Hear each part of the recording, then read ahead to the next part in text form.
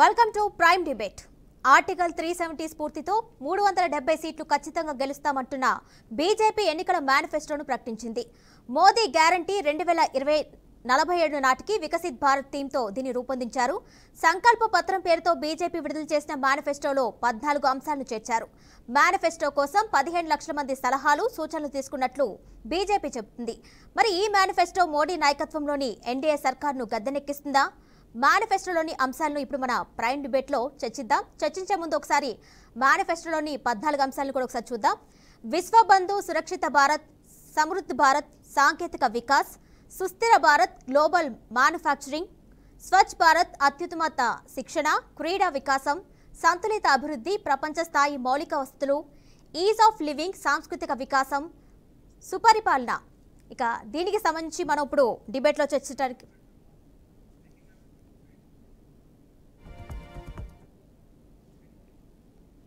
1 करोड़ लोग इस पर रजिस्ट्री करा चुके हैं अब तक।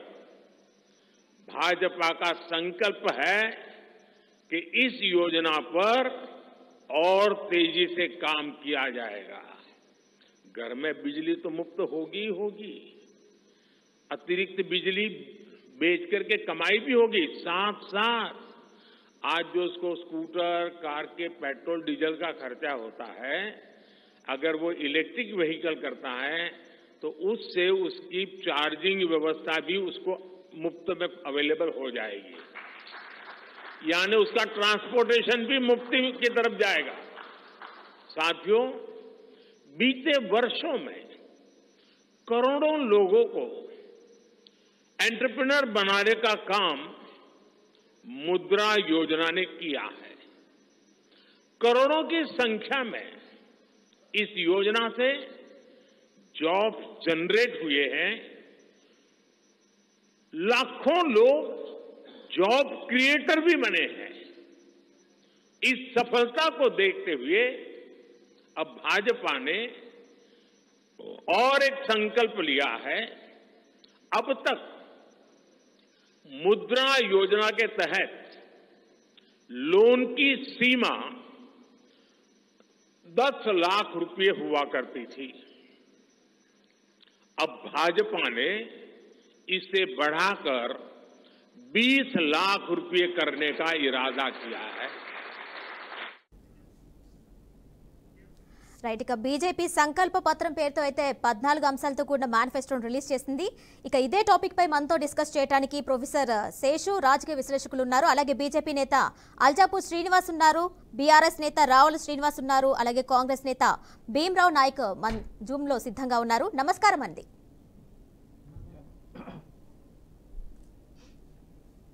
రైట్. ముందుగా భీమ్రావ్ నాయక్ గారు మీరు చెప్పండి, సంకల్ప పత్రం పేరుతో అయితే బీజేపీ 14 అంశాలతో కూడిన మేనిఫెస్టో అయితే రిలీజ్ చేయడం జరిగింది. ఈ మేనిఫెస్టోకి సంబంధించి మీరేమంటారు?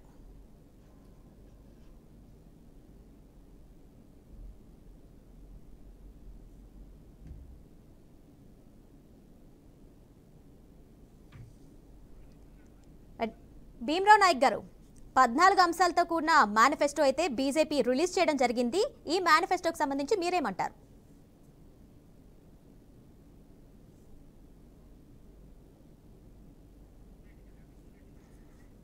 రైట్. శేషు గారు నమస్కారం అండి. నమస్కారం. బీజేపీ అయితే సంకల్ప పత్రం పేరుతో అయితే 14 అంశాలతో కూడిన ఒక మేనిఫెస్టో అయితే రిలీజ్ చేసింది. దీనికి సంబంధించి మీరేమంటారు? అంటే గతంలో ఇచ్చిన మేనిఫెస్టో ఫుల్ఫిల్ చేసిందంటారా? ఈ మేనిఫెస్టోకి దానికి డిఫరెన్స్ ఏంటి? ఇప్పుడు 2019లోను 2024లోను బీజేపీ ఒకే పేరుతోటి మేనిఫెస్టో రిలీజ్ చేసింది, సంకల్ప పత్రాన్ని. అయితే మనం ఈ రెండింటికి మధ్య తేడా కంటే కూడా ఇప్పుడు 18వ లోక్సభకి ఎన్నికలు జరగబోతున్నటువంటి నేపథ్యంలో రెండు జాతీయ పార్టీలు, అటు కాంగ్రెస్ పార్టీ, ఇటు భారతీయ జనతా పార్టీ రెండు కూడా మేనిఫెస్టో విడుదల చేశాయి. కాంగ్రెస్ పార్టీ ముందు మేనిఫెస్టో విడుదల చేసింది న్యాయపత్ర పేరుతోటి. ఆ న్యాయపత్రలో దాదాపు పంచ న్యాయ 25 గ్యారంటీస్ ఇచ్చారు. భారతీయ జనతా పార్టీ ఇప్పుడు తన మేనిఫెస్టోని రిలీజ్ చేసింది. 14 అంశాలతో కూడినటువంటి మేనిఫెస్టోని వికసిత్ భారత్ థీమ్ తోటి 14 అంశాలను పొందుపరిచి భారతీయ జనతా పార్టీ తన మేనిఫెస్టోని విడుదల చేసింది. అయితే ఈ రెండు మేనిఫెస్టోలకు మధ్య ఉన్నటువంటి తేడాని గనక మనం గమనించినట్లయితే చాలా స్పష్టంగా కాంగ్రెస్ పార్టీ మేనిఫెస్టోలో కాస్త స్పష్టత కనిపిస్తుంది. భారతీయ జనతా పార్టీ మేనిఫెస్టోలో కొద్దిగా స్పష్టత అయితే కనిపించటం లేదు. అయితే రెండింటికి ఉన్నటువంటి ప్రధానమైనటువంటి తేడా నేను గమనించింది ఏంటంటే, భారతీయ జనతా పార్టీ మేనిఫెస్టో దేశం కోసం రూపొందించినట్లుగా కనపడుతుంది. కాంగ్రెస్ పార్టీ మేనిఫెస్టో దేశంలో ఉన్నటువంటి ప్రజల కోసం రూపొందించినట్లుగా కనపడుతుంది.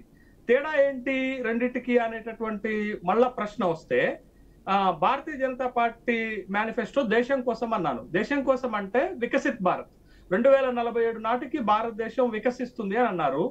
భారతదేశం వికసిస్తే ఆ వికసిత ఫలాలు ఏ వర్గాలకు చెందుతాయి? అన్ని వర్గాలకు చెందే అవకాశం ఉంటుంది. మేజర్ గా పై స్థాయిలో ఉన్నటువంటి వర్గాలకు చెందొచ్చు. అదే విషయాన్ని ఆక్స్ఫామ్ నివేదిక చెప్తుంది.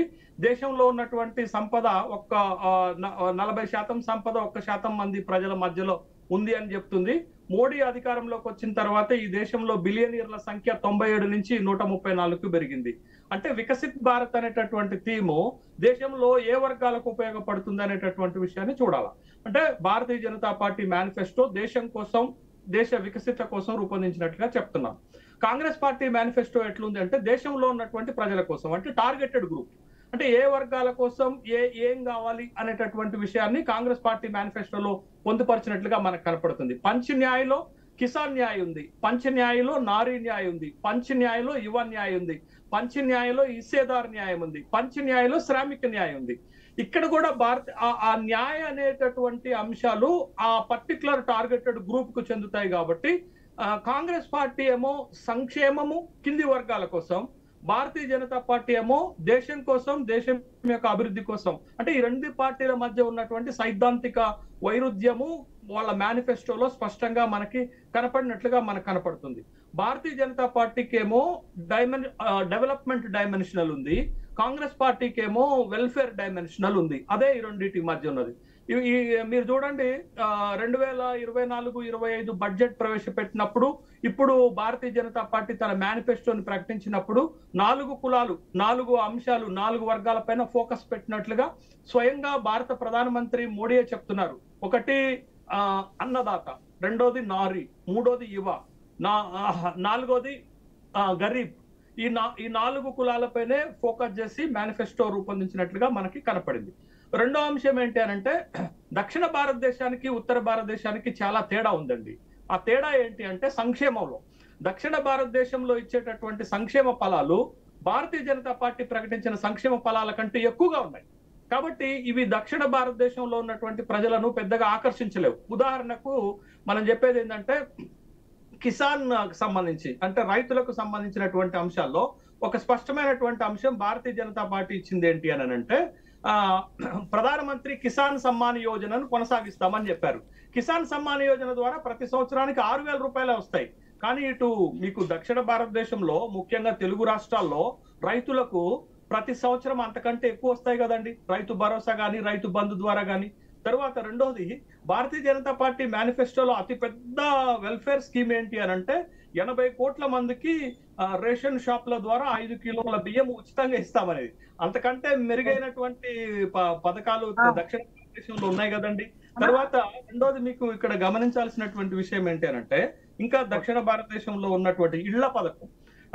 మోడీ అందరికీ ఇళ్లు, ప్రధానమంత్రి ఆవాస్ యోజన పథకం కింద ఇప్పటి వరకు 4 కోట్ల ఇళ్లు కట్టించాము, ఇంకా రాబోయే రోజుల్లో 3 కోట్ల ఇళ్లు కట్టిస్తామని చెప్తున్నారు. దక్షిణ భారతదేశంలో ఉన్న ఇళ్ల పథకం అంతకంటే గొప్పగా ఉంది కదండి. మీరు పక్కన ఉన్నటువంటి ఆంధ్రప్రదేశ్ లో 31 లక్షల ఇళ్లు కట్టించడానికి ప్రణాళికలు ఉన్నాయి. ఇక్కడ మొన్నటిదాకా ఉన్నటువంటి ప్రభుత్వం డబుల్ బెడ్రూమ్ ఇళ్లు కట్టిస్తున్నట్టుంది. ఇప్పుడు వచ్చినటువంటి కాంగ్రెస్ ప్రభుత్వం 4.5 లక్షల ఇళ్లకి ప్రణాళికలు రూపొందించింది. ఒక్కొక్క ఇంటికి 5 లక్షలు ఇస్తామంటుంది. కాబట్టి దక్షిణ భారతదేశంలో ఉన్నటువంటి వెల్ఫేర్ స్కీమ్స్ ఇవాళ భారతీయ జనతా పార్టీ ప్రకటించినటువంటి వెల్ఫేర్ స్కీమ్స్ కంటే అమోఘంగా ఉన్నాయి, ఎక్కువగా ఉన్నాయి. కాబట్టి వీళ్ళు ప్రకటించినటువంటి ఈ స్కీమ్స్, వెల్ఫేర్ స్కీమ్స్ చాలా తక్కువగా కనపడుతుంటాయి. దక్షిణ భారతదేశంలో ఉన్నటువంటి ప్రజలకు భారతీయ జనతా పార్టీ ఇచ్చినటువంటి వెల్ఫేర్ స్కీమ్స్ తక్కువగా కనపడేటటువంటి అవకాశం ఉంది. కాబట్టి ఈ పెద్దగా భారతీయ జనతా పార్టీ మేనిఫెస్టోలో కొత్తదనం కనపడట్లేదు. ఏదైతే ఈ 10 సంవత్సరాల్లో వాళ్ళు ఉపయోగిస్తున్నారో, ఏదైతే 10 సంవత్సరాలుగా మోడీ చెప్తున్నారో అవే కనపడుతున్నాయి. ప్రధానమంత్రి కిసాన్ సమ్మాన్ యోజన కనపడుతుంది, ముద్రా యోజన కనపడుతుంది, జన్ధన్ ఖాతాలు కనపడుతున్నాయి. అంటే పెద్దగా కొత్తగా స్పష్టంగా ఈ ఎన్నికల కోసం, ఇప్పటి కోసం దేశ ప్రజలకి హామీ ఇస్తున్నట్టుగా కనబడట్లేదు. కానీ అదే కాంగ్రెస్ పార్టీ మేనిఫెస్టోలో పంచన్యాయలో చాలా స్పష్టత ఉంది. స్పష్టత ఉన్నటువంటి ఒక విషయం చెప్తాను. దేశంలో ఉన్నటువంటి రైతులు ఇప్పుడు ఎదుర్కొంటున్న సమస్య ఏంటది? మద్దతు ధర కావాలి, మద్దతు ధరకి చట్టబద్ధత కల్పించాలని అడుగుతున్నారు. కానీ కాంగ్రెస్ న్యాయలో, కాంగ్రెస్ మేనిఫెస్టోలో ఒక స్పష్టంగా చెప్పారు, మేము రైతులకు ఎంఎస్పీకి చట్టబద్ధత ఇస్తామని. కానీ భారతీయ జనతా పార్టీ చెప్పలేకపోయింది. తర్వాత రైతు రుణాలు దేశవ్యాప్తంగా మాఫీ చేస్తామని చెప్పింది కాంగ్రెస్ పార్టీ, భారతీయ జనతా పార్టీ చెప్పలేకపోయింది. ఇది ఒకటి. రెండోది, మీరు చూడండి, నారీ న్యాయలో కూడా భారతీయ జనతా పార్టీ ఏం చెప్తుంది? 3 కోట్ల మహిళలను కోటీశ్వరులను చేస్తామని చెప్తున్నారు. కానీ కాంగ్రెస్ పార్టీ ఇస్తున్నటువంటి స్పష్టత ఏంటి అని అంటే, కేంద్ర ప్రభుత్వ విద్యా ఉద్యోగాలలో మహిళలకు 50% రిజర్వేషన్ ఇస్తామని చాలా స్పష్టమైనటువంటి హామీ ఇస్తున్నారు. తర్వాత ప్రతి మహిళ ఖాతాలో 1 సంవత్సరానికి 1,00,000 రూపాయలు ఇస్తామనేటటువంటి ఒక స్పష్టమైనటువంటి హామీ ఇస్తున్నారు. అంటే మీకు మనకి చాలా స్పష్టత. యువ న్యాయలోనైతే భారతీయ జనతా పార్టీ ఇస్తున్నటువంటి హామీ ఏంటది? భారతీయ జనతా పార్టీ ఇస్తున్నటువంటి హామీ ఏంటంటే, ముద్రా లోన్ల ద్వారా జాబ్ క్రియేషన్ చేస్తాము, ముద్రా లోన్లని 10 లక్షల నుంచి 20 లక్షలకు పెంచుతామంటే, కాంగ్రెస్ పార్టీ యువ న్యాయలో చెప్తుంది ఏంటంటే, మేము 30 లక్షల ఉద్యోగాలు ఇస్తామని చెప్తున్నారు. అంటే మీకు స్పష్టత కాంగ్రెస్ పార్టీ న్యాయలో కనపడుతుంది. అదే స్పష్టత భారతీయ జనతా పార్టీ న్యాయలో కనపడట్లేదు అనేటటువంటి విషయాన్ని ఇక్కడ మనం గమనించాలి. ఇంకొకటి, సురక్ష భారత్ అని చెప్పారు. సురక్ష భారత్ అంటే భారతదేశాన్ని సురక్షితంగా ఉంచేటటువంటి ప్రయత్నము మోడీ చేయబోతున్నారు. మోడీ వల్లనే భారతదేశం సురక్షితంగా ఉంటుంది అనేటటువంటి ఒక అంశాన్ని వాళ్ళ మేనిఫెస్టోలో పెట్టారు. కానీ ఇక్కడ ఒక విషయాన్ని మనం గమనించాలా, ప్రపంచవ్యాప్తంగా మోడీ విశ్వబంధు, విశ్వ గురువుగా చేస్తున్నారు భారతదేశాన్ని. దీంట్లో కాదనలేనటువంటి అంశం. అటు ఫ్రాన్స్, అటు అమెరికా, ఇటు ఇటలీ, అటు ఈజిప్ట్, వీళ్ళందరూ కూడా భారతదేశాన్ని పెద్దన్నగా పొగుడుతున్నటువంటి సందర్భంలో మన చుట్టుపక్కల ఉన్న దేశాల పరిస్థితి ఏందండి? మాల్దీవులతోటి, మైజు తోటి గొడవ, తర్వాత బంగ్లాదేశ్ షేక్ హసీనా తోటి గొడవ. ఇప్పుడు బంగ్లాదేశ్ లో జరుగుతున్నది ఏంటో తెలుసా? హేట్ ఇండియా అనేటటువంటి ఒక ప్రోగ్రామ్ జరుగుతుంది. కచ్చదీవులతోటి, శ్రీలంక తోటి గొడవ, పాకిస్తాన్ తో గొడవ ఉండనే ఉంది, చైనా తోటి గొడవ ఉండనే ఉంది, అంటే మళ్ళా నేపాల్ తో గొడవ ఉండనే ఉంది, బర్మా తోటి రోహింగ్యాల విషయంలో గొడవ ఉండనే ఉంది. అంటే ఒక నిప్పుల కుంపటిలో భారతదేశం ఉంటుంది. అంటే చుట్టూ శత్రువులను పెట్టుకొని భారతదేశం ఉంటే, రేపటి రోజున భారతదేశం ఇజ్రాయెల్ గా మారదనేటటువంటి గ్యారంటీ ఏంటి? అంటే ఇవాళ ఇజ్రాయెల్ చుట్టూ శత్రు దేశాలు ఎట్లున్నాయో, రేపటి రోజున భారతదేశం చుట్టూ శత్రు దేశాలు వస్తే సురక్ష భారత్ని ఎట్లిస్తారు? అంటే ఇది ఇంట్లో ఈగల మోత, బయట పల్లకీల మోత లెక్క మనకి కనపడుతుంది. కాబట్టి ఈ సంకల్ప పత్ర అనేది ఒక సంకల్పం, వికసిత భారత్ అనేటటువంటి సంకల్పం. ఆ సంకల్పము దేశంలో ఉన్నటువంటి మెజారిటీ ప్రజలకు ఈ వికసిత అందుతాయా అనేది. రెండోది మాట్లాడుతూ ఇప్పుడు మనం అల్జాపూర్ శ్రీనివాస్ గారితో మాట్లాడదాం. శ్రీనివాస్ గారు నమస్కారం అండి. ఇప్పుడైతే శేషు గారు అయితే చెప్పారు, బీజేపీ ఇచ్చిన మేనిఫెస్టోలో అయితే కేవలం మేనిఫెస్టో మాత్రమే ఉంది, కానీ కాంగ్రెస్ మేనిఫెస్టోలో అయితే అభివృద్ధి కనిపిస్తుంది, ప్రజలకు చేయాల్సినటువంటి అంశాలు స్పష్టంగా ఉన్నాయని చెప్పి ఆయన మాట్లాడటం జరిగింది. దీనికి మీ కమెంట్ ఏంటి?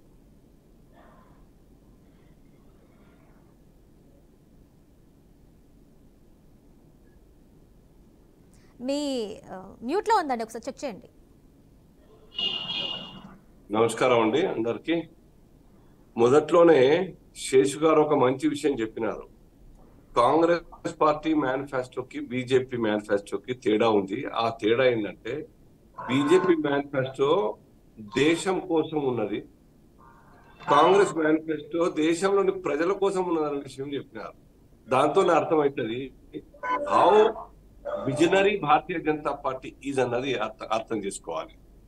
కాంగ్రెస్ పార్టీ ఏంటి, 10 సంవత్సరాల కాలంలో ఆ పొజిషన్ లో ఉండి వాళ్ళు ఉక్కిరి బిక్కిరి అవుతున్న తరుణంలో పవర్ లేక అన్ని రాష్ట్రాల్లో పవర్ పోతూ ఇవాళ ఎక్కడ కూడా ల్యాండ్ అయ్యేటువంటి పరిస్థితి లేనటువంటి సిచ్యువేషన్ లో ఏ కోశానైనా కానీ పవర్ లోకి రావాలా, ఎన్ని ఆశలు పెట్టినా అవి అమలవుతాయా కావా, ఆర్థిక సపోర్ట్ ఉంటుందా లేదా, దేశం నిలబడుతుందా, దివాలా తీస్తుందా, ఏమీ ఆలోచించకుండా ప్రామిసెస్ చేస్తూ ఒక మేనిఫెస్టోని రిలీజ్ చేయడం జరిగింది.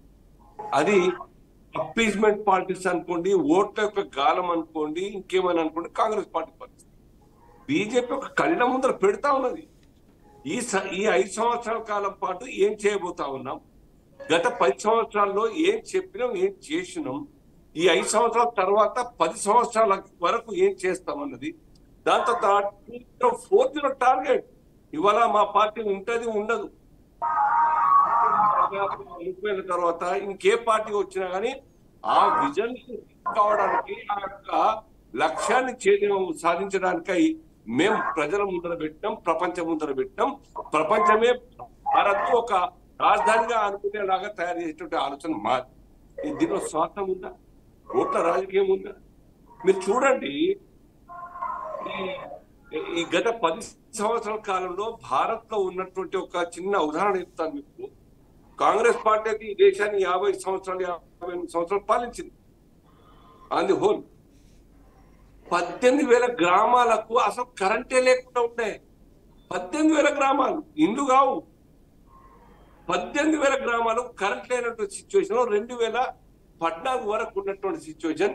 ఇవాళ అంతకుముందు కాంగ్రెస్ చేసింది చేయలేని అనట్లేదు, కానీ అప్పటికి కూడాను 70 సంవత్సరాల తర్వాత, 67 సంవత్సరాల తర్వాత కూడాను ఈ దేశంలో కరెంట్ లేని గ్రామాలు, ఈ దేశంలో కనీసం టాయిలెట్ లేని గ్రామాలు, ఈ దేశంలో కనీసం బ్యాంకు అకౌంట్ లేని పరిస్థితి, ఈ దేశంలో కోట్ల యొక్క ప్రజలకు ఇల్లు ఉండడానికి నివాసం ఉండేటువంటి పరిస్థితి లేదు. ఇటువంటి సిచ్యువేషన్ నుండి భారతీయ జనతా పార్టీ పవర్లోకి వచ్చిన తర్వాత బేసిక్ నీడ్స్ ఎమర్జెన్సీగా ఉన్నటువంటి ఒక అంశాన్ని స్ఫురించి ఈ దేశ ప్రజలకు అందించడం జరిగింది. దీన్ని మీరు అర్థం చేసుకుంటారని భావిస్తా ఉన్నాను. ఇప్పటికి ప్రపంచంలో ఇల్లు లేని కుటుంబాలు ఏ దేశంలో ఉండకూడదని లక్ష్యంతో ప్రపంచంలో టార్గెట్ గా పెట్టుకుంటాయి. రోడ్ల మీద శౌచాలయాలు పోయేటువంటి ప్రపంచంలో ఏ దేశంలో ఉండదు. ఈవెన్ సోమాలియా లాంటి దేశంలో కూడా ఉండకపోవచ్చు. కానీ భారత్ లో ఈ పరిస్థితి ఉండే. ఇవి బేసిక్ నీడ్స్ కావాలి. ఈ దేశంలో పేద ప్రజల యొక్క వారి దహం తీర్చడానికి, కడుపు ఆకలి తీర్చడానికి భారతీయ జనతా పార్టీ ఆర్థికమైన కష్టాలు ఉన్నప్పటికీ కూడాను అయినంతలో హెల్ప్ చేసే ప్రయత్నం చేస్తుంది. ఈ యొక్క 4 సంవత్సరాలు చూస్తున్నాం మనం. పేద ప్రజలు 80 కోట్లు కావచ్చు, 90 కోట్లు కావచ్చు, ఇంకా మిడిల్ స్థాయిలో ఉన్నట్టు కుటుంబాలకు కూడాను ఇవాళ రేషన్ అందిస్తున్నాయి. దాని అర్థం అంటే ఇంతకాలంగా రేషన్ గరీబోలే ఉన్నట్టుగా పైకి రాలేదు అని అంటా ఉంటుంది. కాదు, పైకి వచ్చినా ఆర్థికంగా కొద్దిగా నిలదొక్కుంటున్నా, కానీ ప్రభుత్వం తరఫున మేము ఆ యొక్క కుటుంబాలకు, ప్రజలకు రేషన్ అందించే ప్రయత్నం చేస్తున్నాం. ఇవన్నీ డెవలప్మెంట్ కోసం కాదు. ఇదన్నీ పోనీ రాబోయేటువంటి లక్ష్యంలో భాగంగా నిన్నటి వరకు ఇవ్వాలని చేసేటువంటి అనేక కార్యక్రమాలు కంటిన్యూటీ ఉన్నది. ఇన్ఫ్రా రంగంలో కావచ్చు, లేకుంటే ఆ యొక్క ట్రాన్స్పోర్టేషన్ కావచ్చు, లేకుంటే ఎడ్యుకేషన్ సిస్టమ్ లో కావచ్చు, లేకుంటే ఎయిర్వేస్ కావచ్చు, ఎయిర్పోర్ట్స్ కావచ్చు, రైల్వేస్ కావచ్చు. ఇలా అనేక రంగాల్లో ప్రపంచం మన దేశం మీద దృష్టి పడే విధంగా, ఇక్కడ ఇన్వెస్ట్మెంట్స్ వచ్చే విధంగా, ఇక్కడ కంపెనీస్ వచ్చే విధంగా, తద్వారా కోట్ల మంది మన యువతకి ఉపాధి కలిగే విధంగా మేము ప్రయత్నం చేసేటువంటి భాగంలో ఈ నగరాన్ని మెట్రో సిటీస్ గా తయారు చేస్తాం. ఈ నగరాన్ని ఆకర్షించే విధంగా ఇన్ఫ్రా తయారు చేస్తా ఉన్నాం. ఇందుకు తప్పే ఉన్నది. ఇది భారతీయ జనతా పార్టీ విజన్. ఇంకా రాబోయే కాలంలో ఇంకా రీచ్ కాలేం మనం. 3 కోట్ల రూపాయలు ఇల్లు కట్టించేటువంటి అది పెద్ద బడ్జెట్ ఇవ్వకపోవచ్చు. మనం చాలా మంచి పాయింట్ చెప్పినారు. సదరన్ స్టేట్స్ కి, నార్థన్ స్టేట్స్ కి తేడా ఉన్నది. ఎస్, ఇక్కడి రాజకీయాల కోసం పుస్తలు మంగళసూత్రాలు పంచినటువంటి ఒక మేనిఫెస్టో చూస్తాం మనం తమిళనాడు. ఇంటికి టీవీ ఇచ్చిన మేనిఫెస్టో ఎంత దిగజారుతా ఉన్నది. ఆర్థిక రాష్ట్రాల యొక్క రాజకీయాలు చూడండి మీరు. ఒకరి నుంచి ఒకరు, no one is bar from this allegations. అందరు కూడా నువ్వు దిగజారి కిందికి వచ్చి ఇంట్లో తిండి నువ్వు కూర్చొని ఉండు, తిండి మేము ముద్ద నోట్లో పెడతాం అనే స్థితికి వస్తే ఏ దేశమైనా ఉంటుందా? సోమాలియాలో కాకుంటే ఏమవుతుంది, ఇథియోపియాలో కాకుంటే ఏమవుతుంది?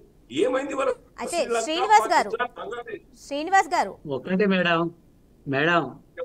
శ్రీనివాస్ గారు, బీజేపీ అయితే మేనిఫెస్టో ఇస్తుంది, మంచి మేనిఫెస్టో ఇస్తుంది, అలాగే స్కీమ్స్ కూడా అందిస్తుంది అటు స్టేట్ గవర్నమెంట్స్ కూడా. అలాగే టిట్కో ఇల్లు కూడా ఇచ్చారు, మంచిదే. అయితే లబ్ధిదారులకు అందాయా లేదా అని మీరు ఒకసారి చెక్ చేసుకుంటున్నారా? అంటే స్కీమ్స్ అయితే ప్రవేశపెడుతున్నారు, అవి ఎంతవరకు బెనిఫిషియరీస్ కి వెళ్తున్నాయి, అందుతున్నాయి? 2019 హామీలు ఎంతవరకు నెరవేర్చలేదు, మళ్ళీ కొత్త హామీలు మీరే శ్రీనివాస్ గారు. ఇప్పుడు భారతదేశం యొక్క ప్రభుత్వ పరిపాలన విధానం మనకు తెలుసు. కేంద్ర రాష్ట్ర ప్రభుత్వాల సమన్వయంతో కోఆర్డినేషన్ తోని చేయాల్సినటువంటి ఒక సిస్టమ్ మన రాజ్యాంగం తయారు చేసుకున్నది. సో ఆయా రాష్ట్రాల్లో అంతకుముందు చెప్పినట్టుగా 31 లక్షల ఇల్లు పక్క రాష్ట్రంలో గత సర్కార్ కావచ్చు, ఈ సర్కార్ కావచ్చు కట్టడం జరిగింది. పశ్చిమ బెంగాల్లో సుమారుగా 16 లక్షల ఇల్లు అక్కడ కట్టడం జరిగింది. ఆయా రాష్ట్రంలో వాళ్ళ యొక్క పరిస్థితులు బట్టి వాళ్ళు మేము అందించేటువంటి స్కీమ్ ని ఆ యొక్క అడ్వాంటేజ్ తీసుకొని తయారు చేసుకుంటే మంచిది కదా, చేస్తున్నారు. మా ప్రయత్నం వల్ల అందాలనే కదా. ఈ రాష్ట్రంలో జరగలేదు, తెలంగాణ రాష్ట్రంలో ఫస్ట్ ఇన్స్టాల్మెంట్ అమౌంట్ యొక్క రాష్ట్రంలో కేసీఆర్ గారు తీసుకొని అవి వాడుకొని డబల్ బెడ్రూమ్ల కోసం కడతా అని చెప్పి పెట్టి అక్కడ పుచ్చులు ఊడిపోతా ఉన్నాయి గోడలకన్నీ కూడా. మేడం 2019 ఇచ్చిన హామీలు ఇంతవరకు నెరవేర్చలే. మళ్ళా కొత్త పత్రం అని చెప్పేసి వస్తున్నారు భారతీయ జనతా పార్టీ. ఇప్పుడు మనం బీఆర్ఎస్ నేత రాహుల్ శ్రీనివాస్ గారి దగ్గరికి వెళ్దాం. శ్రీనివాస్ గారు చెప్పండి, ఇప్పుడు బీజేపీ మేనిఫెస్టో అయితే 14 అంశాలతో కూడి రిలీజ్ చేసింది. అయితే మీరు మేనిఫెస్టోని కూడా చూసే ఉంటారు, ఇప్పటివరకు మాట్లాడిన డిస్కషన్ కూడా వినే ఉంటారు. సో బీఆర్ఎస్ అధికారం కోల్పోయిన తర్వాత కూడా మీ నాయకులు బయటకు ఇతర పార్టీలో జాయిన్ కూడా అయిపోయారు. అయినా కూడా మీరు ఏ విధంగా ధీమా వ్యక్తం చేస్తున్నారు గెలుస్తాం అని చెప్పి? భారతీయ జనతా పార్టీకి ఒకటి గతం భారతీయ జనతా పార్టీకి గతంలో ఇచ్చినటువంటి హామీలే ఇంతవరకు నెరవేర్చిందా చెప్పండి మీరు? 2019లో అనేక వాగ్దానాలు ఇచ్చింది. మేము అధికారంలోకి వస్తే అనేక మందికి జన్ధన్ ఖాతా ఓపెన్ చేయండి, అందరి అకౌంట్లో 15 లక్షల రూపాయలు వేస్తాం, తర్వాత అందరికీ ఉద్యోగాలు ఇస్తాం, నిరుద్యోగ యువకులందరికీ కూడా సంవత్సరానికి 2 కోట్ల ఉద్యోగాలు ఇస్తామన్నారు. ఆ ఉద్యోగాలు ఎటుపోయినాయి? తర్వాత అప్పుడు ఏమన్నారు, అన్ని ఇండ్లు ఇస్తామన్నారు. ఇంతవరకు ఇండ్ల గతే లేదు. తర్వాత ఇంతవరకు ఏది లేదు. ఈరోజు మనం చూస్తూ ఉన్నాం, ప్రతి ఒక్కరం కూడా ప్రతి నిత్యం దైనందిన జీవితంలో రవాణా సౌకర్యంతో అన్నిటికి ముడిపడి ఉంది. ఈరోజు డీజిల్, పెట్రోల్ కావచ్చు, గ్యాస్ కావచ్చు, ఈ ధరలు ఆకాశాన్ని అంటినాయి. ఒక్కటి కూడా సామాన్య మానవుడు బతికే పరిస్థితి లేదు. భారతీయ జనతా పార్టీ అధికారంలోకి వచ్చిన తర్వాత ఈరోజు ప్రతి ఒక్క పేదవాడు, తర్వాత మధ్యతరగతి ప్రజలు అందరూ కూడా ఇబ్బంది పడేటువంటి పరిస్థితి ఈ యొక్క భారతీయ జనతా పార్టీ తీసుకొచ్చింది. అన్నిటి మీద జిఎస్టీ, ఆఖరికి పాల మీద కూడా జిఎస్టీ పెట్టిన పార్టీ ఏదైనా ఉందంటే అది భారతదేశంలో భారతీయ జనతా పార్టీ. ఈరోజు ఒకటే చెప్తా ఉన్నారు, ఈరోజు రైతులు అంటారు, రైతులకు మినిమం సపోర్ట్ ప్రైస్ పెంచితే ఏమవుతుంది? తర్వాత ఈరోజు మన భారత ఆహార సంస్థ ఉంటుంది. భారత ఆహార సంస్థ ఏం చేయాలి? ధాన్యం మొత్తం కొనుగోలు చేయాలి. ఈరోజు మన గతంలో బీఆర్ఎస్ ప్రభుత్వం ఉన్నప్పుడు ఏం చెప్పింది? మేము ధాన్యమే కొనుగోలు చేయమని చెప్పింది. మన మంత్రి గారు ఏం చెప్పి రాయాలా? నూకలు తినండి అంటున్నారు. తెలంగాణ ప్రజలు మీరు నూకలు అయితే ఈ కాలంలో నూకలు తినమని అంటున్నారు. అంటే కేంద్ర ప్రభుత్వం తెలంగాణ ప్రజల్ని నూకలు తినాలనా? ఇదా చెప్పేది? భారత ప్రభుత్వం మళ్ళీ ఏమంటారు? ఉచితంగా రేషన్ ఇస్తామంటారు. ఈ రేషన్ ఆడికి వెళ్ళి ఇవ్వాలి అంటే మేము పండించి పంపితేనే కదా ఇచ్చేది. రైతులని, అన్నదాతని అదో రకంగా అన్నదాతని ఇకారంగా చూసేటువంటి పార్టీ భారతీయ జనతా పార్టీ. ఈరోజు తెలంగాణ రాష్ట్రంలో కేసీఆర్ గారు ముఖ్యమంత్రి ఉన్నప్పుడు రైతులను ఆదుకోవాలన్న సంకల్పంతో ప్రతి ఒక్క రైతుకు 10,000 రైతు బీమా ఇచ్చిండు. 5 లక్షల రూపాయలు. ఓలా అకారణంగా ఏదన్నా అనుకోని సంఘటన జరిగితే, రైతు మరణిస్తే ఆ రైతు కుటుంబం వీధిన పడద్దు, ఆ రైతు కుటుంబాన్ని ఆదుకోవాలనే సంకల్పంతో దినం లోపల 5 లక్షలు బీమా ఇచ్చినటువంటి కార్యక్రమాన్ని తీసుకొచ్చిండు. అదేవిధంగా రైతు బంధు, ప్రతి ఎకరానికి రైతు పండించుకోవాలి, పండించిన పంటకు మనం ఏదన్నా సాయం చేయాలి. తర్వాత రైతు సాహుకారి కాడికి పోవద్దు, అప్పుల పాలు కావద్దు. అప్పుల పాలు కాకుండా ఉండాలంటే, ఆ రైతు కళ్ళలో ఆనందం చూడాలంటే రైతును మంచిగా ఉండాలి. ఈ రైతు బాగుంటేనే ఈ రాష్ట్రం బాగుంటది. రైతు కళ్ళల్లో ఆనందం చూడాలి, రైతు కళ్ళల్లో కన్నీళ్లు చూడొద్దనే సంకల్పంతో కేసీఆర్ గారు భారతదేశంలో ఏ దేశంలో పెట్టని స్కీమ్ రైతు బంధు. ఆ రైతు బంధు తీసుకొచ్చి ఈనాడు రైతుని రాష్ట్రంలో రారాజుగా చేసినటువంటి గొప్ప వ్యక్తి ఎవరైనా ఉన్నారంటే అది కేసీఆర్ గారు మాత్రమే. అందుకే ఈరోజు చూస్తా ఉన్నాం, ఏ ఒక్క పార్టీ కూడా మన బీఆర్ఎస్ పార్టీ బయటకు వచ్చిన తర్వాత ఈరోజు కిషన్ రెడ్డి గారు దొంగ దీక్షలు చేస్తుడు, బండి సంజయ్ గారు దొంగ దీక్షలు చేస్తుడు. గతంలో ఎప్పుడైనా బయటకు వెళ్ళినా భారత రాష్ట్ర సమితి రాష్ట్ర అధ్యక్షులు మన కల్వకుంట్ల చంద్రశేఖరరావు గారు బయటకు వెళ్ళిన తర్వాత, సూర్యాపేట, జనగామ ఈ జిల్లా తిరిగిన తర్వాత, అరే మేము వెనకబడిపోతాం అనుకుంటే అని చెప్పేసి భారతీయ జనతా పార్టీ కూడా వచ్చింది తప్ప అంతకన్నా ముందు ఏం చేసింది చెప్పండి? ఒకటే, రైతుల పట్ల కాంగ్రెస్ ప్రభుత్వానికి కానీ భారతీయ జనతా పార్టీకి కానీ ఏ మాత్రం కూడా ప్రేమ లేదు. ఈరోజు కాంగ్రెస్ పార్టీ ఏం చేసింది తెలంగాణ రాష్ట్రంలో? తర్వాత మన రేవంత్ రెడ్డి గారు ఏమన్నారు? అన్ని మంచిగా ఇస్తామని చెప్పారు. ఇంతవరకు 125 రోజులు అవుతుంది. ఏ ఒక్క హామీనన్నా అమలు చేసినా? ఏ ఒక్కటి అమలు చేసినా అంటే అది ఉచిత బస్సు ఒక్కటి అమలు చేసి కొట్టుకోర్రా నాయన అని చెప్పిండు. ఈరోజు మేము అధికారులకు వస్తాం, వెంటనే రుణం తీసుకోండి 2 లక్షలు మాఫీ చేస్తాడు. తర్వాత 15 లక్షల రూపాయలు రైతు భరోసా, 15,000 రూపాయలు రైతు భరోసా ఇస్తాడు. ఇంతవరకు ఇచ్చిందా?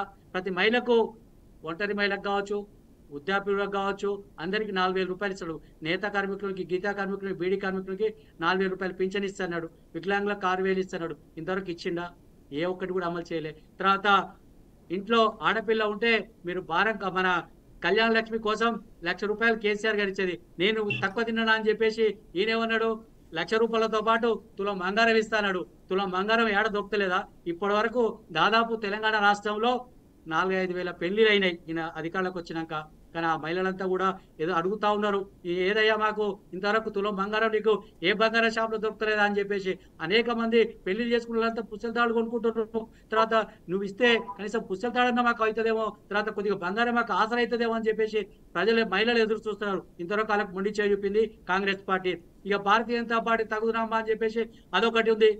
ఇప్పుడు తెలంగాణ ప్రజలందరూ కూడా ఈరోజు పోకశక్క అడ్డకత్తలో పోకశక్క మాదిరిగా తెలంగాణ ప్రజల బతుకులు ఆగమైతా ఉన్నాయి. భారతీయ జనతా పార్టీ ఎవరిని బాగు చేసిందా అంటే ఆదాని అమ్మని బాగు చేసింది.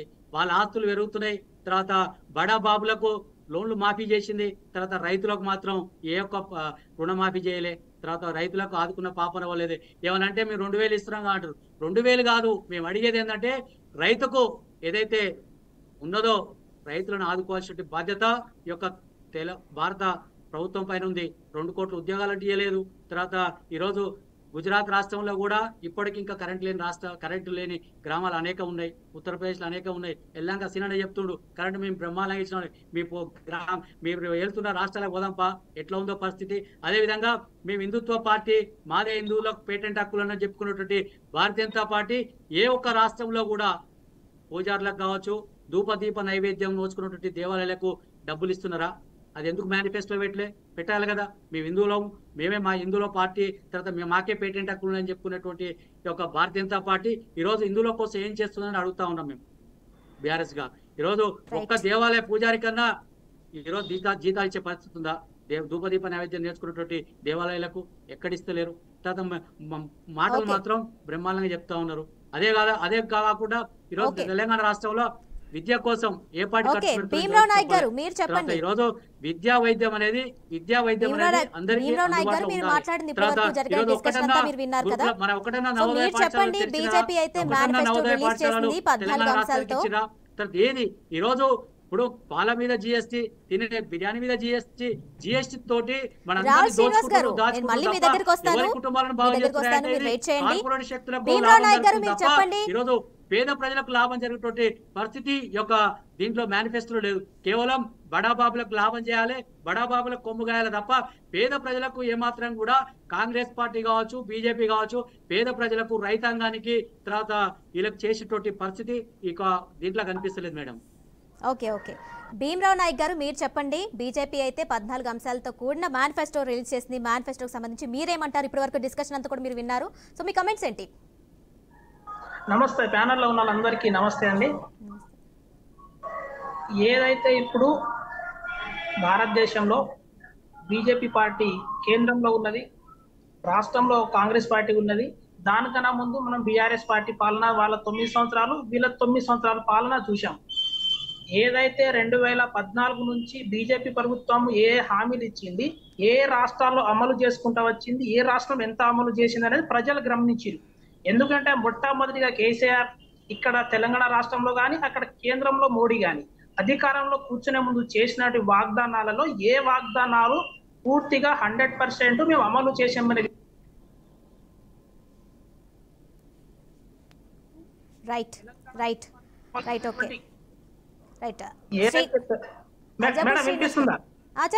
చెప్పండి. కేంద్రం నుంచి మనకు రాష్ట్రానికి రావాల్సినటువంటి ఎయిమ్స్ కానీ లేకపోతే మెడికల్ కాలేజ్ కానీ ఐఐటి కానీ లేకపోతే విద్యాపరంగా కేంద్రం నుంచి రావాల్సినటువంటి నిధులు ఎంత అనేది బీజేపీ ప్రభుత్వం బయట పెట్టాలి. దీంతో పాటు రాష్ట్ర ప్రభుత్వం 9 సంవత్సరాలు ఉన్నటువంటి టిఆర్ఎస్ ప్రభుత్వము కేంద్రం నుంచి మాకు ఇది ఇచ్చింది, మేము ఇది అమలు చేశామనే విషయం కూడా చెప్పాలి. ఈ రెండు చెప్పకుండా ప్రజలను నిత్యము మాటలతోని మోసం చేస్తున్నట్టు, ఏ రాష్ట్రం పోతే ఆ రాష్ట్రం టోపీ వేసుకోవడం, ఈ రాష్ట్రం ఆ భాషలో నమస్తే పెట్టడం చేసినటువంటి బీజేపీ ప్రభుత్వం కానీ, రాష్ట్రాన్ని దోచుకున్నటువంటి బీఆర్ఎస్ ప్రభుత్వం కానీ ప్రజలు చూసిన తర్వాతనే ఇక్కడ కేసీఆర్ బుట్టి ఈరగొట్టినట్టే ఈ ఎలక్షన్ లో కూడా ఇప్పుడు ఈ రోజు అయితే మేనిఫెస్టో విడుదల చేసిరో ఆ మేనిఫెస్టో వచ్చే ముందు 2014 మేనిఫెస్టో ఒక్కసారి రిలీజ్ చేయమని అడుగుతున్నాం మేము. వాళ్ళు ఏం చెప్పారు, ఇవాళ ఏం కొత్తగా చెప్తున్నారు. సో దీన్ని రాష్ట్ర ప్రభుత్వం కానీ కేంద్ర ప్రభుత్వ ప్రజలు కానీ అందరూ గమనిస్తున్నారు. ఏదైతే బీజేపీ ప్రభుత్వం ఒకటే అడుగుతున్నాం, మీరు ఎలక్షన్ రాకముందు ఏదైతే నల్లధనాన్ని ఉన్నదో 60 సంవత్సరాలు కాంగ్రెస్ పార్టీ దోచుకున్నది బయట పెట్టిందన్నారు కదా, ప్రతి ఒక్క అకౌంట్లో 15 లక్షల రూపాయలు తీసుకొచ్చేస్తామన్నారు. ఆ మాటకు మీరు కట్టుబడి ఉన్నారా? ఈ మాట కట్టుబడి అదే కాకుండా ఏదైతే మీరు రైతులకు ఏం హామీ ఇచ్చిరో అది చేసిరా? లేకపోతే మన తెలంగాణ రాష్ట్రానికి రావాల్సిన కేంద్రం నుంచి మెడికల్ కాలేజ్ కానీ లేకపోతే ఐఐటి కానీ ఏమైనా కొత్తగా కట్టించిరా? దీనిపైన ఇక్కడ ఉన్నటువంటి తెలంగాణ బీజేపీ నాయకులు మాట్లాడాలా. కానీ దీనికి ఇప్పుడు కాంగ్రెస్ పార్టీ అధికారంలో రావడమే ఇప్పుడు 3 నెలలు కూడా కాలేదు. మిగిలిన రాష్ట్రంతో ఉన్నటువంటి పోల్చుకుంటే తెలంగాణ రాష్ట్రం అప్పుల్లో ఎక్కువ ఉన్నది. ఇప్పుడు బీజేపీ రాష్ట్రాల్లో చూసుకుంటే బీజేపీ రాష్ట్రాలు డబ్బులు ఇస్తుంది, తెలంగాణ రాష్ట్రం డబ్బులు ఇవ్వదు. సో ఇటువంటి ఏదైతే బీజేపీ కానీ బీఆర్ఎస్ కానీ రెండు కలిసి నాటకాలు. దేశమంతా కూడా మోదీ మానియా అనేది ఉంది, దేశమంతా కూడా మోదీ మానియా కంటిన్యూ అవుతుందని చెప్పి అంటున్నారు. అదే మానియా కంటిన్యూ అయితే ఇక్కడ రాష్ట్రాల్లో అధికారంలో రావడానికి ఎందుకు పొత్తులు పెట్టుకుంటున్నారు? అదంతా ఒక అద్భుత కల్పన. మీడియా మేనేజ్మెంట్, తర్వాత యూట్యూబ్ మేనేజ్మెంట్, మన ఛానల్ మేనేజ్మెంట్ తప్ప ప్రజలు ఎక్కడ కూడా భారతీయ జనతా పార్టీని కాంగ్రెస్ పార్టీని నమ్మే పరిస్థితులు లేరు. ఆ విషయం చెప్పకుండా ఇక్కడ తెలంగాణలో మేము ఇది ఉన్నాము అది చెప్పడం కాదు. కాంగ్రెస్ ప్రభుత్వం స్పష్టంగా ప్రజలకు హామీ ఇచ్చింది, 1 by 1 నెరవేర్చుకుంటా వస్తుంది. అది ఇంకా టైం ఉన్నది. కానీ మీరు 9 సంవత్సరాల్లో ఏ వాగ్దానాలు చేశారు, ఏది నెరవేర్చాలో అది చెప్పని అడుగుతున్నాము. ఏదో ప్రైవేట్ చేయమని చెప్పలేదు. తెలంగాణ రాష్ట్రంలో కేసీఆర్ గారు ముఖ్యమంత్రి అయిన తర్వాత ఈ రాష్ట్రంలో భారతదేశమంతా కూడా కేసీఆర్ గారి సంక్షేమ కార్యక్రమాల వైపు చూసింది. మహారాష్ట్ర ప్రజలు కేసీఆర్ గారు అమలు చేస్తున్నటువంటి సంక్షేమ కార్యక్రమాలు మహారాష్ట్రానికి రావాలని చెప్పేసి అక్కడ ప్రజలు కోరుకున్నారు, ఉత్తరప్రదేశ్ ప్రజలు కోరుకున్నారు, కర్ణాటక ప్రజలు కోరుకున్నారు. అన్ని వర్గాల ప్రజలు ఈ రోజు బీఆర్ఎస్ ప్రభుత్వం ఏర్పాటు చేసినటువంటి సంక్షేమ కార్యక్రమాలు చెప్తే శాంతాడంత లిస్ట్ ఉంది. ఈ రోజు కాంగ్రెస్ పార్టీ 100 రోజుల్లోనే ఫెయిల్ అయింది. తర్వాత కాంగ్రెస్ పార్టీ అధికారంలోకి వచ్చిన తర్వాత 100 రోజుల ఫెయిల్ అయిన సినిమా ఆడతలేదు. తర్వాత ప్రజలందరూ కూడా చీకొట్టే పరిస్థితి వచ్చింది. రేవంత్ రెడ్డి గారు ఏమన్నారు, డిసెంబర్ 9వ తారీఖు నాడు అందరూ మేము అధికారంలోకి వస్తున్నాం, రైతన్నలారా పోయి రుణమాఫీ తీసుకోండి అని చెప్పిండు. తర్వాత ప్రతి ఒక్క రైతుకు ఈ రోజు 15,000 రూపాయలు రైతు భరోసా ఇస్తున్నాడు. ఇచ్చిండా? తర్వాత నువ్వు ఎన్ని ఎకరాల కానీ రైతు భరోసా ఇచ్చిండా? 2500 మహిళలకు 2500 రూపాయలు ఇస్తున్నాడు. ఇచ్చిండా? మన ప్రతి ఒక్క మహిళకు చదువుకునే విద్యార్థినికి స్కూటీ ఇస్తున్నాడు. స్కూటీ ఇచ్చిండు. తర్వాత అది అయిపోయి ఇంకా మళ్ళీ ఏమంటారు, దేశవ్యాప్తంగా మేము ప్రతి ఒక్క విద్యార్థికి 1,00,000 రూపాయలు ఇస్తాడు. ఏడుకెళ్ళి ఇచ్చిస్తావు? మీ ప్రణాళిక ఏంది? వనరులు ఏడుకెళ్ళి తెస్తావు? ఎట్లా చేస్తావు అని చెప్పేసి ఒక ప్రణాళిక లేదు, ఏం లేదు. కాంగ్రెస్ పార్టీ మేనిఫెస్టోలో పెట్టింది 1,00,000 రూపాయలు ఇస్తామని చెప్పేసి. అదే విధంగా కేసీఆర్ గారు ముఖ్యమంత్రి అయిన తర్వాత ఈ రాష్ట్రంలో పేద ప్రజలకు, బడుగు బలైన వర్గాలకు దళిత బంధు ఇచ్చిండు,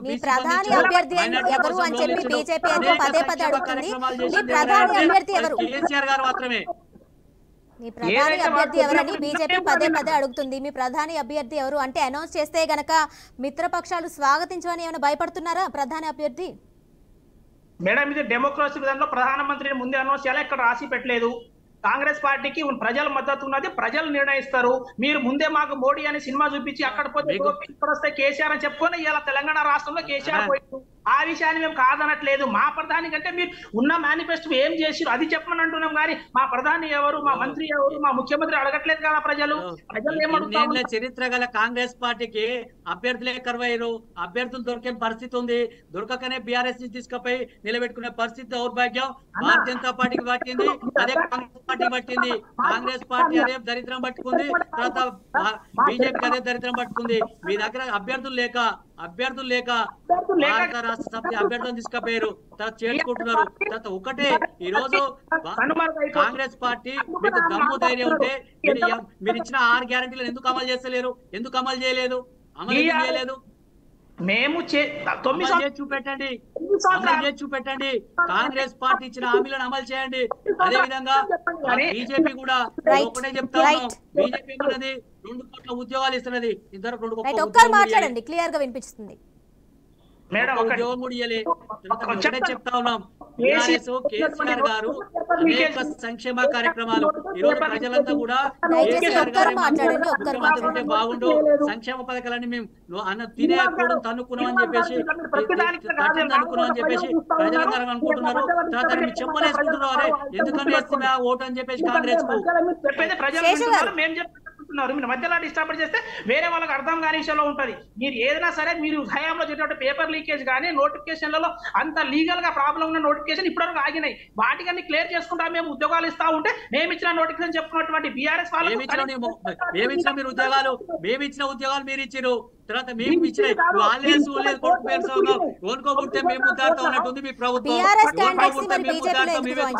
మాకు ఏదో జగత్తేంది మా దొరికింత సార్లు తర్వాత మేమే ముద్దాడుతూ ఉన్నట్టుందిగా మీ చరిత్ర.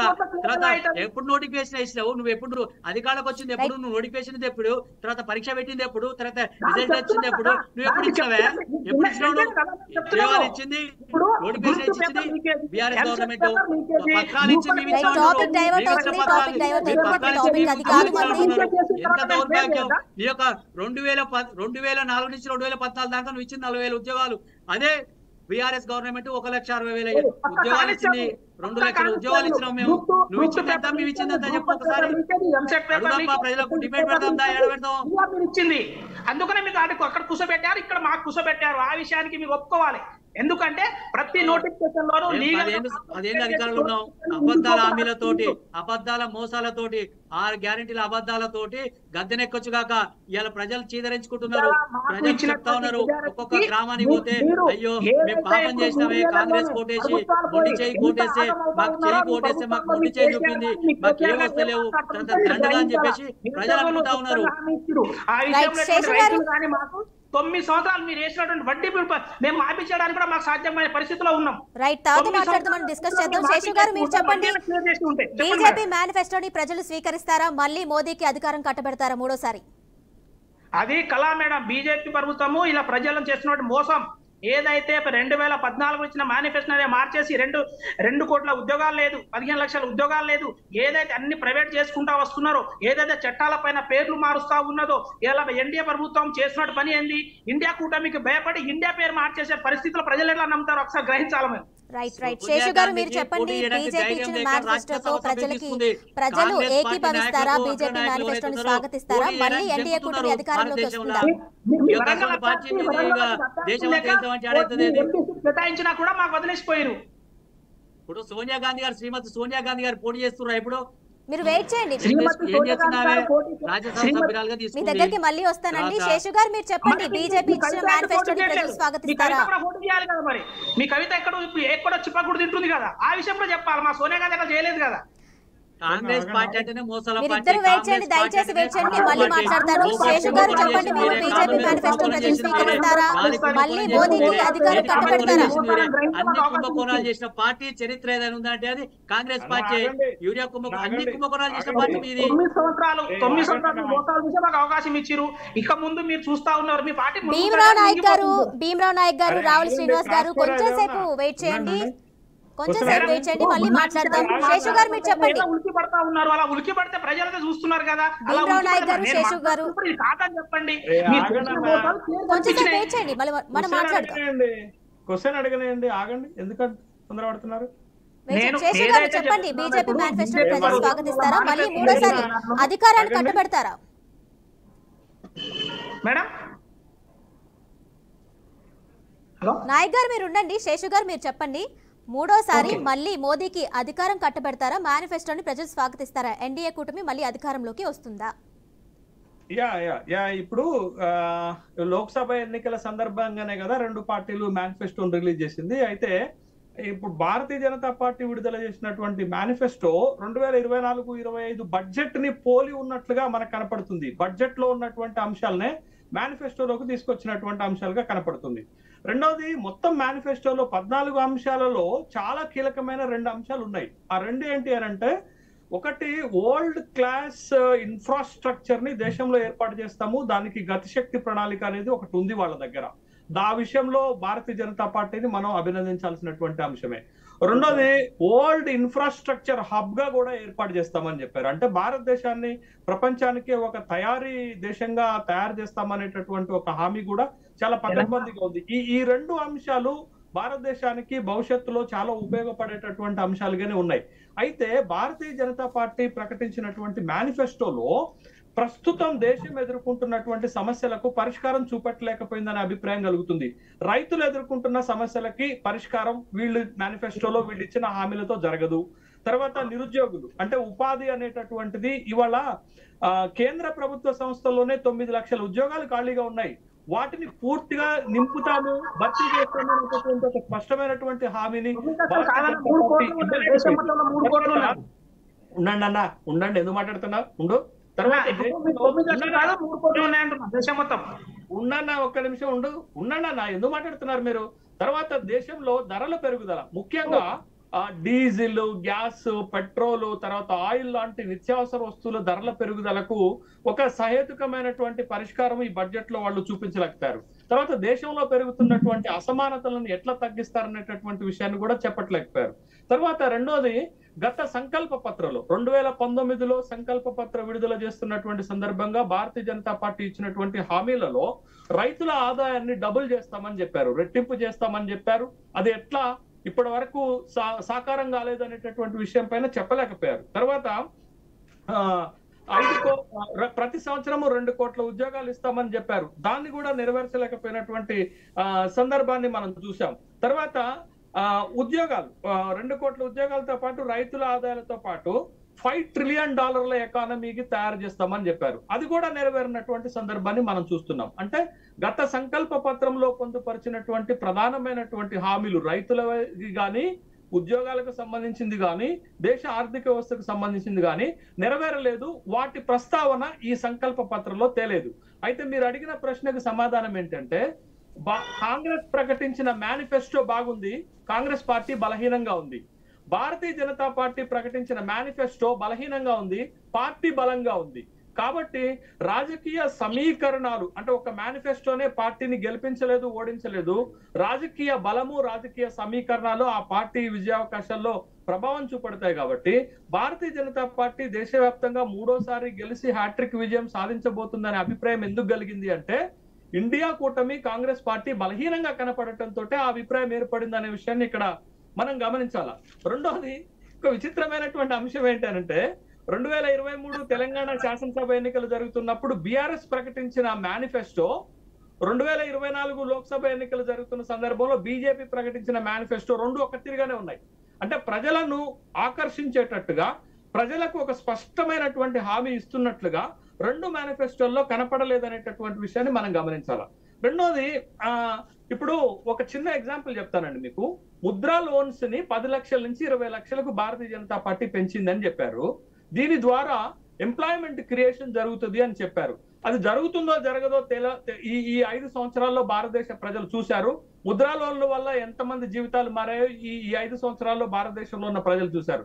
కానీ ఉపాధి హామీ పథకానికి సంబంధించినటువంటి ఒక స్పష్టమైన హామీ కాంగ్రెస్ పార్టీ ఇచ్చింది. ఏమిచ్చిందంటే, ఉపాధి హామీ అన్స్కిల్డ్ లేబర్, రూరల్ ఏరియాలలో ఉపాధి హామీ కింద పనిచేస్తున్నటువంటి వాళ్ళకి వేతనము ప్రతి రోజుకు 400 రూపాయలు ఇస్తామన్నారు. అంటే ఏది ఎఫెక్టివ్ గా ఉంది? ముద్రా లోన్లు ఎంతమందికి వస్తాయండి? ముద్రా లోన్ల వల్ల ఎంతమందికి బాగుపడ్డారండి?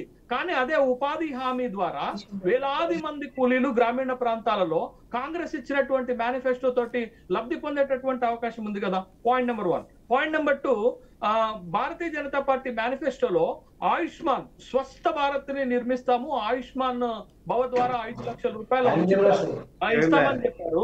కానీ అంతకంటే విలువైనటువంటిది తెలుగు రాష్ట్రంలో ఆరోగ్యశ్రీ. మన తెలంగాణలోనైతే 10 లక్షల లిమిట్ ఉంది, పక్క రాష్ట్రం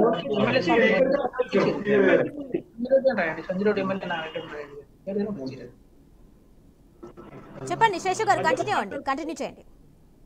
వాళ్ళు మధ్యలో మాట్లాడుతున్నారు, వాళ్ళని కొంచెం మాట్లాడొద్దని చెప్పండి. తర్వాత అదే అంటే భారతీయ జనతా పార్టీ మేనిఫెస్టోలో ఇచ్చినటువంటి హామీలకు కాంగ్రెస్ పార్టీ తన మేనిఫెస్టోలో ఇచ్చినటువంటి హామీలకు చాలా తేడా వ్యత్యాసం కనపడుతుంది. కాంగ్రెస్ పార్టీ మేనిఫెస్టోలో స్పష్టత కనపడుతుంటే భారతీయ జనతా పార్టీ మేనిఫెస్టోలో అంత స్పష్టత కనపడట్లేదు. ఒక ప్రత్యేకమైనటువంటి హామీ ఒక ప్రత్యేకమైనటువంటి వర్గాలకు ఇచ్చినట్లుగా కనపడట్లేదు. మొత్తం దేశవ్యాప్తంగా ఇలా ఉంటుంది, మేము ఇలా ఈ 10 సంవత్సరాల్లో చేస్తాము, మళ్ళా కంటిన్యూ చేస్తాము అనేటటువంటి హామీలు స్పష్టంగా కనపడుతుంది తప్ప మనకి స్పష్టంగా భారతీయ జనతా పార్టీ మేనిఫెస్టో దేశ ప్రజల అభిప్రాయాలను మార్చేటట్టుగా లేదు, దేశ ప్రజలను ఆకర్షించేటట్టుగా లేదు అనేటటువంటి విషయాన్ని ఇక్కడ గమనించాలి. ఖచ్చితంగా Congress party manifesto Bharatiya Janata party manifesto కంటే మెరుగ్గా కనపడుతుంది. కాంగ్రెస్ పార్టీ పంచన్యాయ్ భారతీయ జనతా పార్టీ ఇస్తున్నటువంటి 4 కులాల హామీల కంటే కూడా మంచిగా మెరుగ్గా ఉంది అనేటటువంటి విషయం ఏ అంశం తీసుకున్నా చాలా స్పష్టంగా కనపడుతుంది అనేటటువంటి విషయాన్ని మనం గమనించాలి. కాబట్టి భారతీయ జనతా పార్టీ కేవలం మేనిఫెస్టో తోటే గెలుస్తుందా అంటే గెలవకపోవచ్చు. కానీ రాజకీయ సమీకరణాల పరంగా, రాజకీయాల పరంగా అనేక రాష్ట్రాల్లో భారతీయ జనతా పార్టీ చాలా బలంగా ఉంది. కాంగ్రెస్ పార్టీ ఆ రాష్ట్రాల్లో బలహీనంగా ఉంది.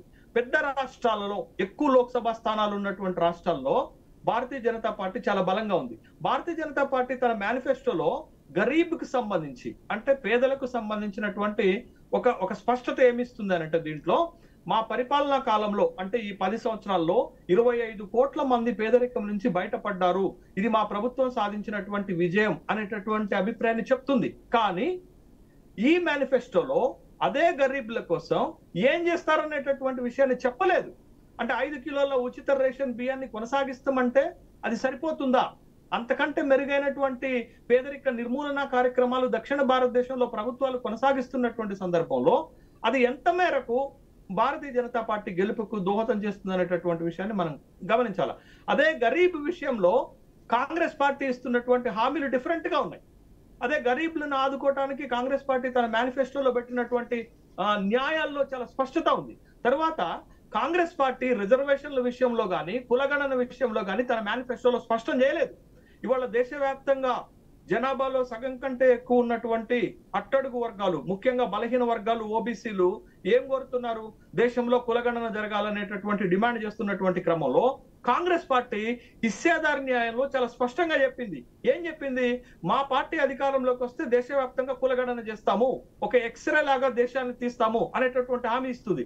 కానీ భారతీయ జనతా పార్టీ ఆ హామీ ఎందుకు మేనిఫెస్టోలో ఇవ్వలేకపోయింది? ఆ రిజర్వేషన్ల విషయంలో ఇవాళ అనేక రాష్ట్రాల్లో కులగణన జరుగుతుంది, రిజర్వేషన్లు పెంచుతున్నారు. బీహార్లో పెంచారు. మొత్తం రిజర్వేషన్లను 60% బీహార్ రాష్ట్రం తీసుకొచ్చింది. కాబట్టి వాళ్ళ కులగణన అనేది చాలా కీలకమైనటువంటి అంశంగా ఉంటే భారతీయ జనతా పార్టీ తన మేనిఫెస్టోలో కులగణన గురించి స్పష్టమైనటువంటి హామీ ఎందుకు ఇవ్వలేకపోయింది అనేటటువంటి ప్రశ్న తలెత్తుతుంది. తర్వాత భారతీయ జనతా పార్టీ ప్రతిష్టాత్మకంగా చెప్తున్నటువంటి ప్రధానమంత్రి ఆవాస్ యోజన పథకం అనేది తెలుగు రాష్ట్రాల్లో ఎక్కడైనా ఒక్క ఇల్లు కట్టినట్టుగా కనపడుతుందా మనకి? దేశవ్యాప్తంగా 4 కోట్ల ఇల్లు కట్టామని ప్రధానమంత్రి గారే స్వయంగా చెప్తున్నారు. ఎక్కడైనా ఒక్క ఇల్లు కట్టినట్టుగా కనపడుతుందా? అంటే ఒక కేంద్ర ప్రభుత్వం ప్రతిష్టాత్మకంగా భావిస్తున్నటువంటి ఆవాస్ యోజన పథకము తెలుగు రాష్ట్రాల్లో వైఫల్యం చెందింది కదా. కానీ ఉత్తర భారతదేశంలో చెప్తున్నటువంటి సందర్భంలో ఎంత మేరకు దాని ప్రభావం చూపడుతుంది అనేటటువంటి విషయం కూడా పరిగణలోకి వస్తుంది కదా. కాబట్టి కాంగ్రెస్ పార్టీ మేనిఫెస్టో ఒక స్పష్టత ఉంది. ఏ వర్గాలకు ఏ ప్రయోజనం, ఏ గ్యారంటీ ఇస్తున్నాం అనేటటువంటిది స్పష్టత ఉంది. కానీ భారతీయ జనతా పార్టీ మేనిఫెస్టోలో ఓవరాల్ గా ఉంది. భారతీయ జనతా పార్టీ మేనిఫెస్టో దేశంలో ఒక బలమైనటువంటి ఇన్ఫ్రాస్ట్రక్చర్ ఏర్పాటు చేస్తాము, తర్వాత ఎంఎస్సిని బలోపేతం చేసి ఉద్యోగ అవకాశాలు కల్పిస్తామంటే ఇండైరెక్ట్ గా ఉన్నాయి. డైరెక్ట్ గా ఏ వర్గానికి ఏ ప్రయోజనం ఉంటుందని చెప్పలేకుండా దేశ ప్రయోజనమే ప్రజల ప్రయోజనంగా భావించండి.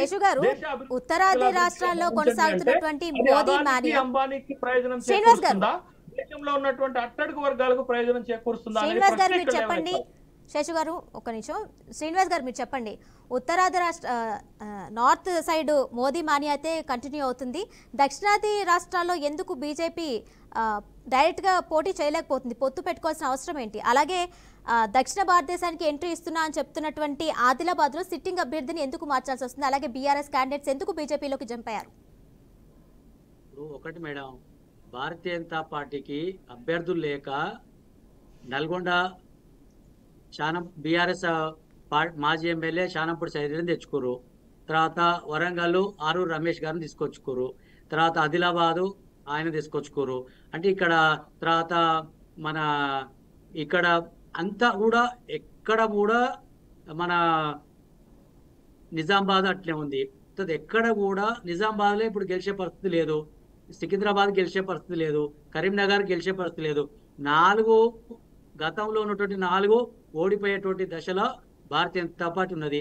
భారతీయ జనతా పార్టీ 4 ఎంపీలు గెలిచింది కదా.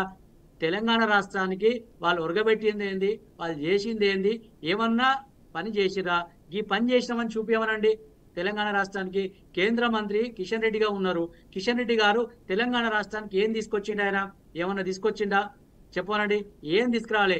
ఇక్కడ ప్రాంతీయ పార్టీలు బలంగా ఉన్నాయి.